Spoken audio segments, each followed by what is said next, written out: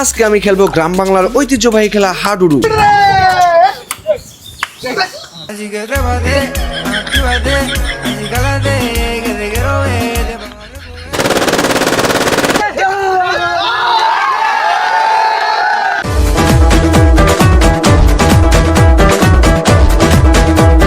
প্রচন্ড গরম লাগছিল, তাই সকাল সকাল বেরিয়ে পড়লাম গোসলের উদ্দেশ্যে। উল্লেখ্য গাইস, আমার পাশের বাসায় একটা বিয়ের অনুষ্ঠান থাকে, আমার কাজিনরা আমার গালে রং মেখে দিয়েছিল। গ্রাম বাংলার এই সুন্দর মেঠো পথ ধরে হাঁটতে হাঁটতে আমি পৌঁছে গেলাম আমার গন্তব্যে। সেখানে গিয়ে দেখলাম একটা সুন্দর হাডুডু খেলার মাঠ রয়েছে। তারপর আমি জাস্ট একটা কল দিয়ে বললাম, আজকে হাডুডু খেলবো, তোরা যে যেখানে আসিস চলে আয়। সাথে সাথে এলাকার পোলাপান যে যেভাবে পারলো দৌড়ে চলে আসলো। হাডুডু খেলার জন্য আমরা দুটো টিম ভাগ করে নিলাম। নদীর পাড়ে যাদের বাড়ি তাদের এক টিম, এবং নদী থেকে একটু দূরে যাদের বাড়ি তাদের এক টিম। যেহেতু আমাদের বাড়ি নদীর তীর ঘেঁষেই, তাই আমি নদীর তীর পার্টিতে জয়েন করলাম। হাডুডু খেলার একটা সিস্টেম হচ্ছে, খেলার পূর্বে দুদল থেকে দুজন গিয়ে সবার সাথে হ্যান্ডশেক করে আসবে। ওই দল থেকে একজন আমাদের সবার সাথে হ্যান্ডশেক করার পর আমি আমার বন্ধুকে পাঠালাম, যা তুই গিয়ে সবার সাথে হ্যান্ডশেক করে আয়। কিন্তু আমার দুষ্ট বন্ধু হ্যান্ডশেক করার পরিবর্তে কি একটা যেন করে আসলো। লাথি খেয়ে ফিরে আসার সময় আবার একটা ডিগবাজিও মারলো। ইতিমধ্যেই আমাদের খেলা স্টার্ট হয়ে গিয়েছে। ওই দল থেকে ডু দিয়েছে আমাদের রিয়াদ ভাই। নিজেকে খুব ওভার কনফিডেন্ট ভাবলো। একটু পরে আমার চাচতো ভাই হাবিলের কোপে রাখা হয়ে গিয়েছে। এবারে আমাদের পক্ষ থেকে ডু দিল বন্ধু প্লাস কাকু ফয়সাল। সে কি পারবে কাউকে নিয়ে আসতে? ইয়েস, সে পেরেছে, অলরেডি একজনকে নিয়ে এসেছে। এবারে প্রতিপক্ষ দল থেকে আসলো নিজেকে টাইগার ভাবা নাজমুল। সে নিজেকে টাইগার ভাবলো, কোনো মতেই ভিতরে ঢুকছে না। তাকে সামনে থেকে নিজেকে টাইগার ভাবা শুরু করেছে। ভাবতে না ভাবতে বন্ধু জিয়াবুল কোপ মেরে দিয়েছে, কিন্তু না, এবারে রাখা হয়নি, নিয়ে চলে গিয়েছে। এবারে আমাদের দল থেকে ব্যাঙের মতো করে লাভ দিয়ে গেল বন্ধু শোয়েব। ভিতরে ঢুকতে ভয় ঠেলায় আবার ব্যাঙের মতো করে লাভ দিয়ে আমাদের দলে ফিরে এসেছে। তার বোঝা উচিত ছিল এটা হাডুডু খেলা, ব্যাং লাভ না। এবারে প্রতিপক্ষ দল থেকে লাভ দিয়ে ভিতরে আসলো সুইমার আফজাল। সে আমাদের জেলার একজন জনপ্রিয় সাঁতারু। বলতে না বলতে সে ধরা পড়ে গিয়েছে। তার বোঝা উচিত ছিল সাঁতার কাটতে হয় নদীতে, খেলার মাঠে না। সবাই মিলে এবার বলা বলি শুরু করলো, মাহিম তুই এত পটর পটর করিস, এবার তুই যা, তুই ডু দে। আমিও বাঘের মতো করে গেলাম ডু দিতে, বিড়ালের বাচ্চা হয়ে। তারপর একদম বাঘের মতোই ডু দিলাম তাদের সামনেই। তারা কি ভেবেছিল শহরে থাকি বলে আমি হাডুডু খেলা পারি না? বলতে না বলতে আমাকে কোপ মেরে দিয়েছে। আমিও বাঘের মতো করে ছুটে এসেছি তাকে সামনে থেকেই। সাপ দেখছো, সাপের ফোনা দেখো নাই।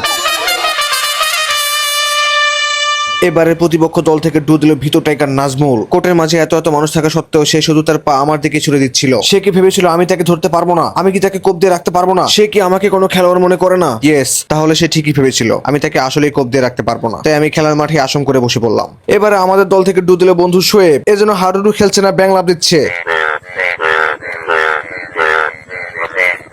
কিছুক্ষণ ব্যাং লাভ দেওয়ার পরে এবারে কিন্তু ঠিকই নিয়ে এসেছে। এবার কিন্তু ব্যাঙের ঠিকই সর্দি রেখে গিয়েছে। এবারে প্রতিপক্ষ থেকে ডু দিল লাল গেঞ্জি পরা এক যুবক। ডু দিয়ে সারতে পারে সাথে সাথে কিন্তু এবার আমি কোপ মেরে দিয়েছি।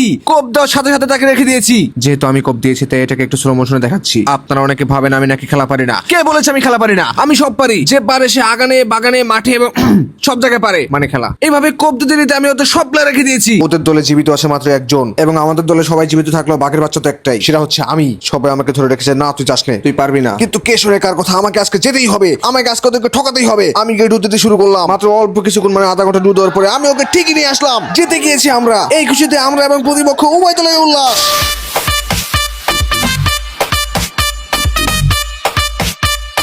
প্রতিপক্ষের সাথে দুর্নীতির সেরা আজকের মাহিম ভাই। Visitena, con tanta chapa, va a hacerle ranking, ranking,